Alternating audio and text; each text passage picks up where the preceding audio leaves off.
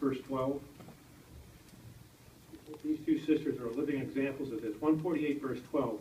You young men and young women, old men and young together, let them praise the name of Jehovah. For his name alone is unreachably high. His majesty is above the earth and heavens. So what we're going to do is just talk. We're going to have a little discussion with Brielle and Maegan about how they praise Jehovah.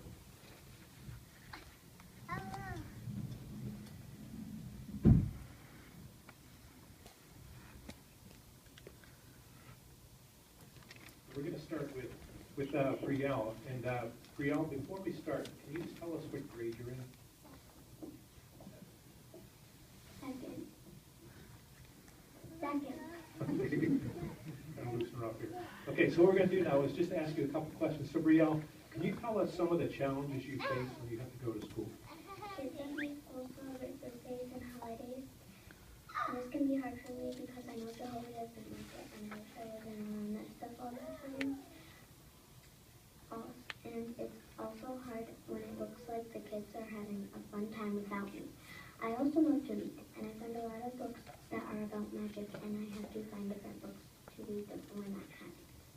Yeah, that's very hard. So how do your parents and other people help you, and maybe your grandparents too, how do they help you to deal with this? Sometimes on holidays I stay home from school and we go out and do something fun. And my parents help me to practice what to say when someone asks me why I don't celebrate holidays or birthdays. During family worship, we look up jw.org and we find lots of stuff for kids, and it helps me to know what to do, what's right.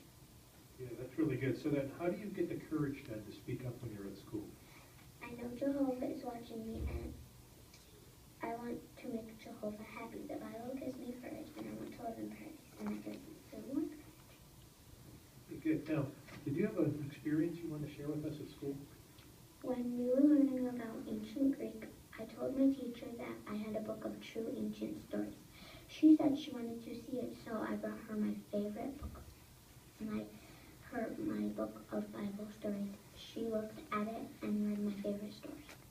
Very nice, Brielle. Thank you. We appreciate those comments you gave us.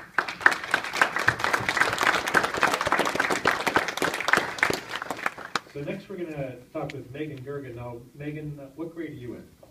7. 7th grade. So again, I'll ask you the same question. What challenge do you face at school? A challenge that I face at school is being different. I choose not to do some of the things that they do because of my beliefs. Okay, good. And again, it's difficult. So how do your parents and others help you to deal with that? My parents have helped me. If I have a question, they'll take time to answer it during family study.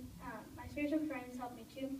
If there's something going on, they have been in the same situation as I can, or as I have been.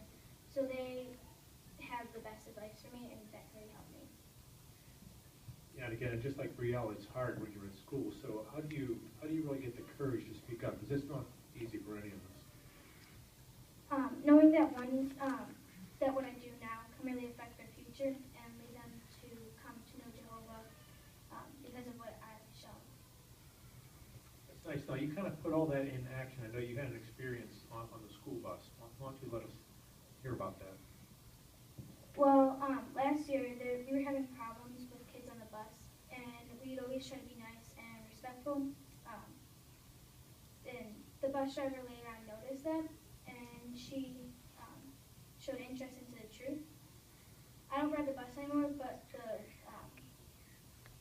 now the bus driver is my mom's return visit. She enjoys reading the brochures and things that we give her for her and her kids. Thank you, Maegan. We appreciate your experiences, too.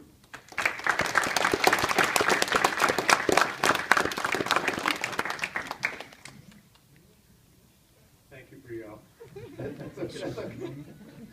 We've got a few closing remarks here. So whenever you think about it, for Brielle and for Maegan and everyone else, all the other young ones in the congregation, let's just go to one closing scripture. And this is really